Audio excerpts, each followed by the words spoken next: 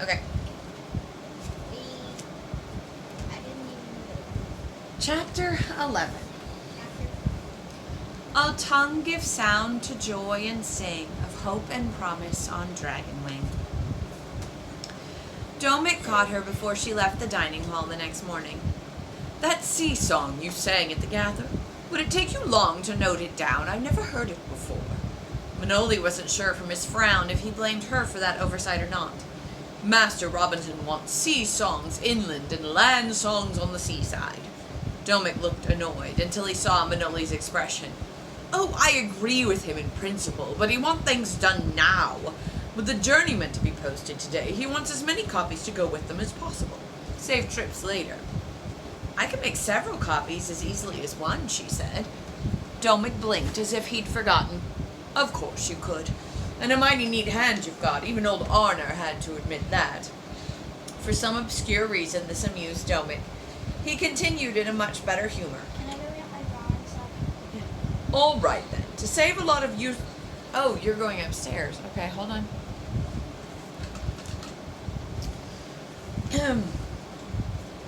All right, then. To save a lot of useless talk and wasted time, would you please copy that sea song and do a couple of the Fire Lizard song?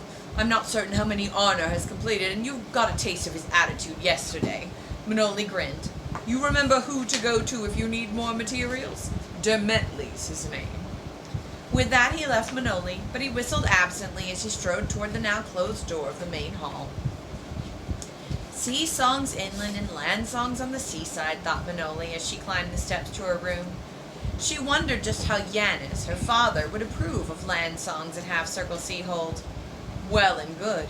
And wouldn't it be the best of all jokes if the land songs introduced at Half Circle by Harper Elgin were ones she herself had written or copied out? Disgrace the hold, indeed. Now she wondered if she should write her mother, Mavi, or her sister, and just casually mention that she was the apprentice to the Master Harper of Pern. That all her twiddles and tunings had considerably more merit than anyone at Half Circle had the wit to appreciate, except, of course, Harper Elgin. And Alemi, her brother. No, she wouldn't write her mother or her father, and certainly not her sister. But she might write Alemi. He'd been the only one who cared, and he'd keep the knowledge to himself. But right now she had things to do. She organized her materials, her ink and tools, and carefully set about copying down the sea song. She worked quickly, though she had to sand out several small errors. Nevertheless, she had 6 spare copies by the time the dinner bell rang. Domik was in the hallway in earnest conversation with Geraint, who appeared annoyed about something. Domik caught sight of her, excused himself from Geraint with just that hint of reprieve that suggested Manoli's appearance was a welcome excuse. 6. He leafed through her sheets, and everyone fair copy.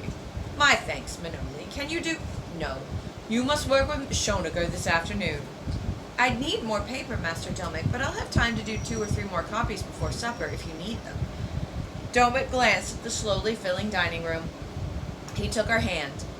If you could squeeze in maybe 3 copies of your Fire Lizard song, I'd be in your debt. Come with me. Arner should have retreated from his domain, and we can get as much paper as we want from Dermetli. At least, today. They were out of the door with no more delay, heading toward the archive room. I don't mean to make a habit of this with you, Manoli, because it's more important that you create than that you copy. Any apprentice can copy, but with so many journeymen going off, that's why Geraint is looking peeved. And wait till Arner hears. Journeymen going off? You didn't think they stayed here forever and moldered? Actually, Manoli had experienced a swift pang of regret because Talmor and Sibel were journeymen, and Sibel said he journeyed. Don't worry about our quartet, replied Domik with sudden perception.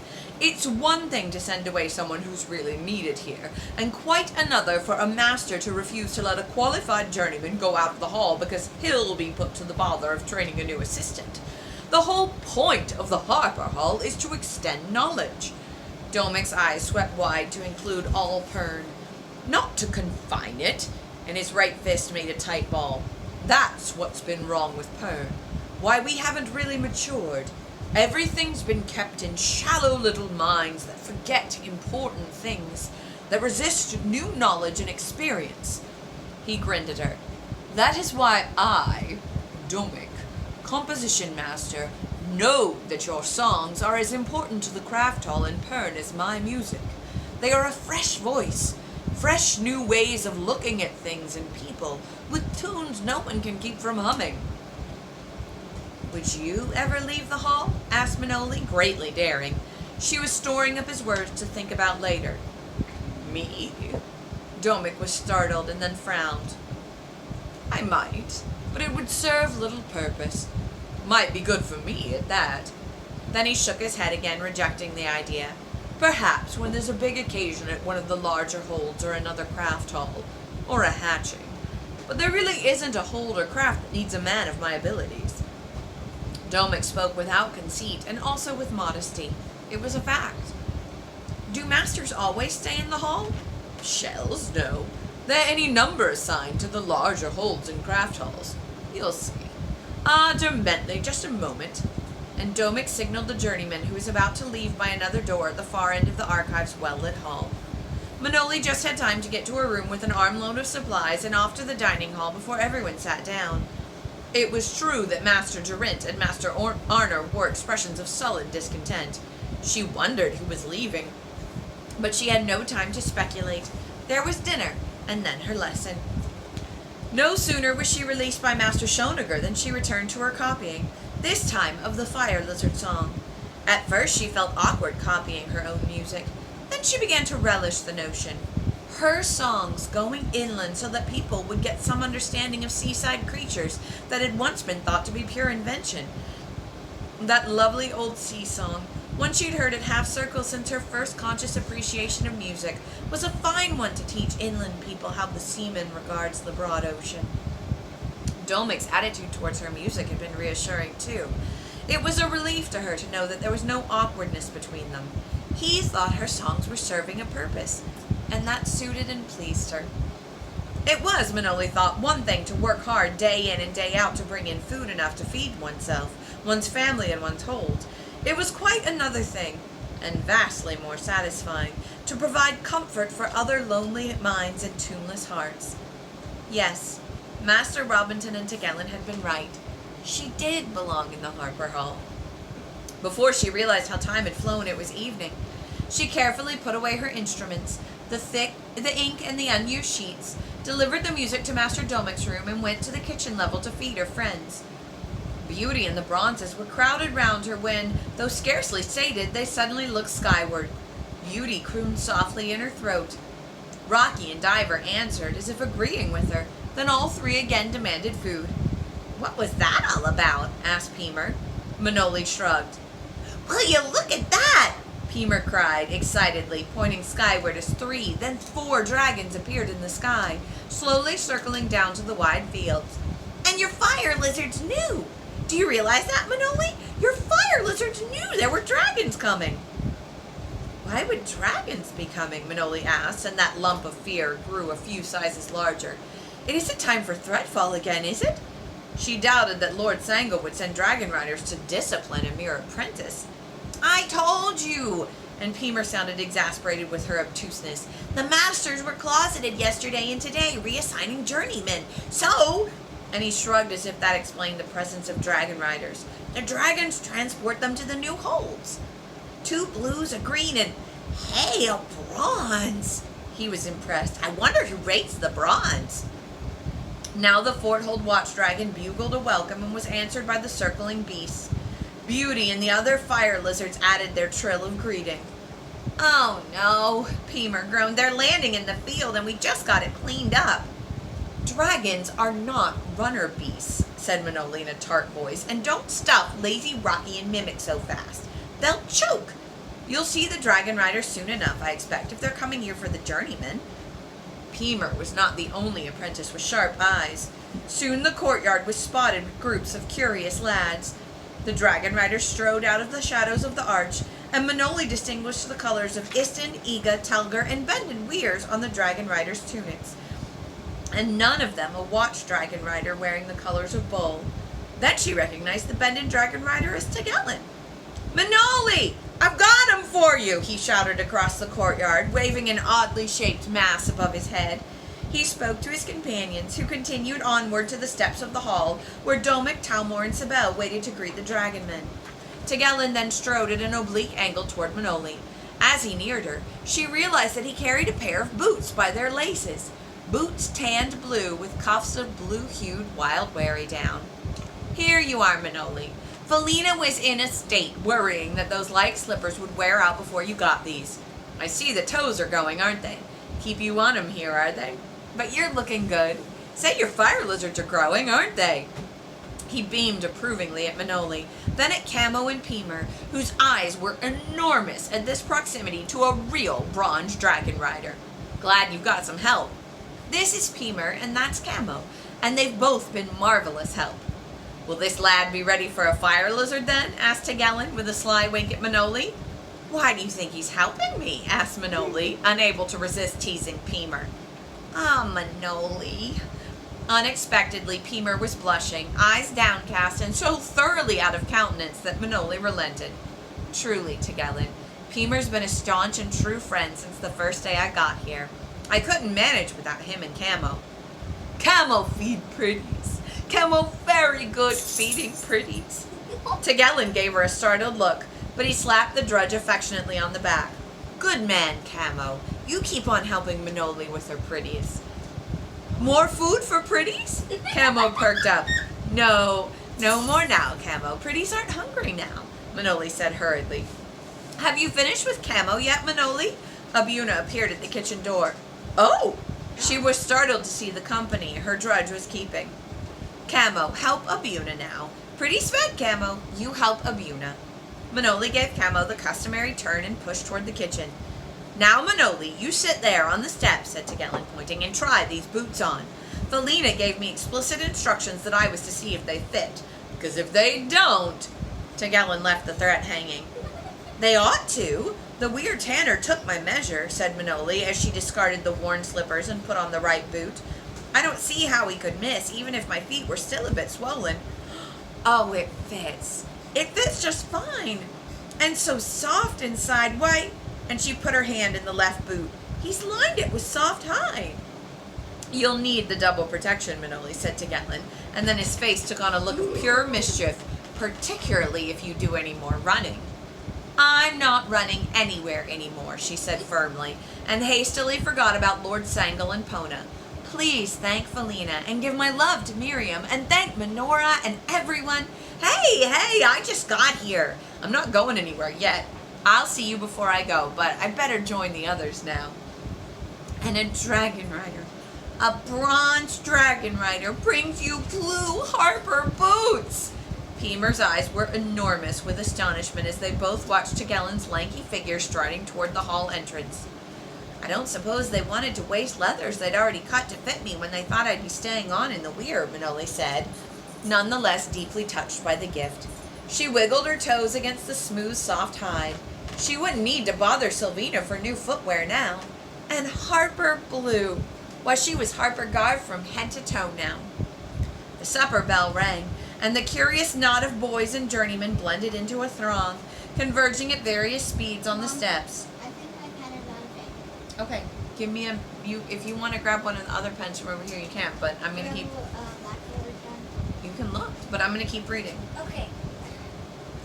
Along the walls opposite the dining hall, as she and Peemer entered, Manoli saw backsacks and instrument cases. I told you, Peemer nudged her in the ribs. Journeymen are being assigned tonight. There'll be gaps at the oval tables tomorrow. Manoli nodded, thinking that there would be some frantic masters, too, with fewer journeymen to help. Tegelen was at the round table, but Manoli noticed that the other dragon riders were standing on the journeyman side of the dining hall. She made her way to her seat beside Audiva. Still that space left between Audiva and Briala. Peemer stood opposite Audiva and Manoli. Special meat and fish rolls accompanied the customary soup, and there were sharp cheeses, bread, and afterwards... Enough. You behave yourself. I think Al is going to continue working. No, she's gonna be good. Special meat and fish rolls accompanied the customary soup, and there were sharp cheeses, bread, and afterwards wedges of beechberry pies. Pemer grumbled because the pies should be hot, and Manoli countered that he ought to be grateful for the treat so soon after a gather. Talk was spirited throughout the hall, although the 7 girls continued their silent treatment of Godiva and Manoli. There was a current of excitement in the air, much of it from the journeymen's tables. "They're only told in advance that they're being assigned, you know," Pemer told Manoli and Godiva, "not where. 8 of them going if I count the packs right. And Master Harper really means to spread the word." "Word?" Timony was baffled.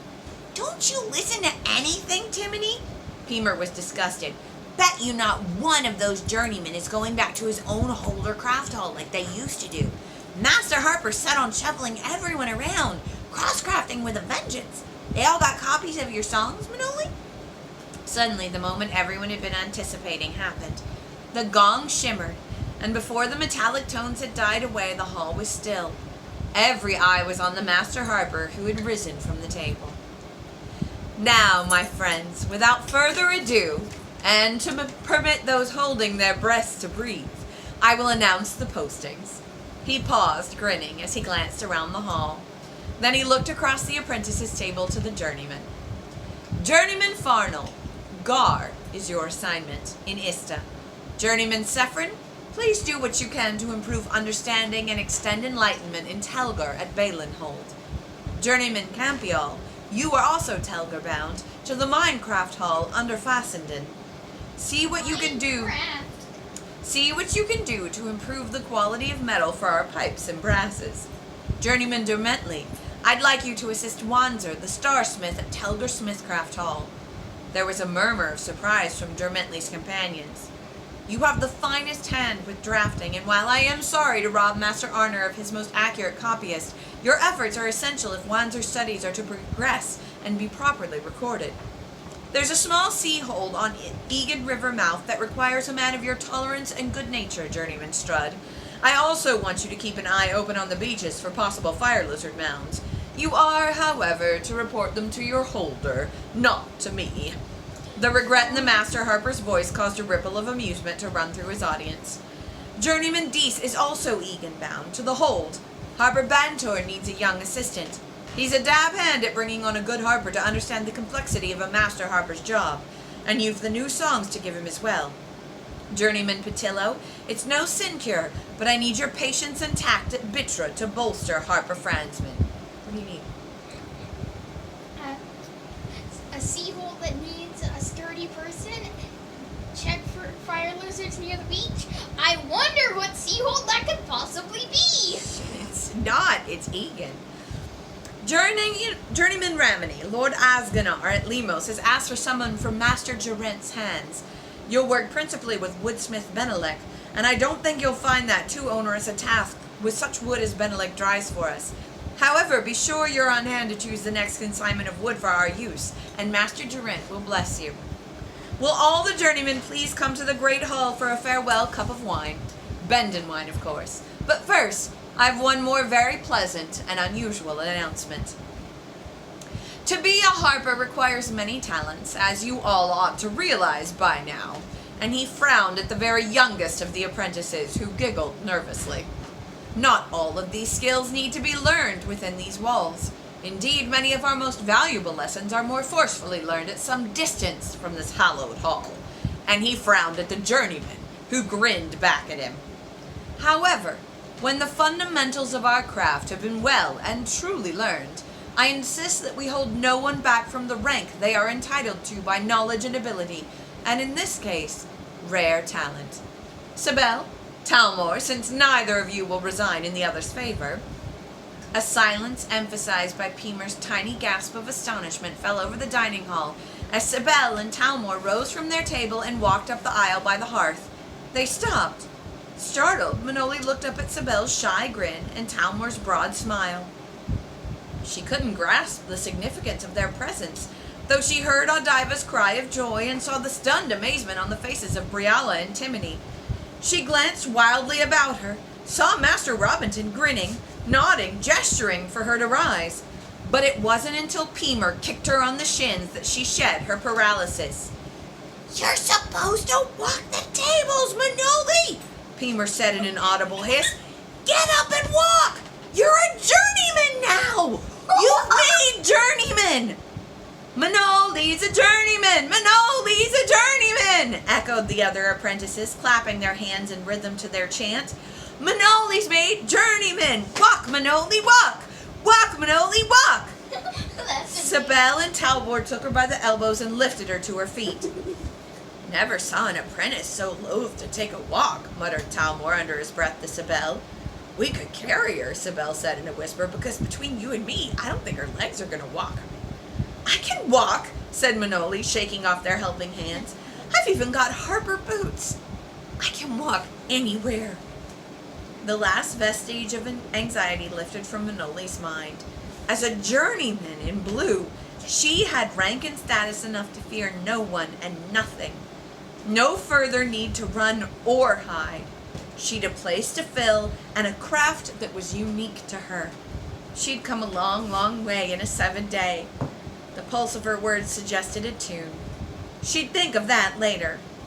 Now, holding her head high, while the fire lizards swept in from the windows, trilling their happy reaction, she walked between Talmor and Sibel to the oval tables of her new station in the Harper Craft Hall of Perm. The end.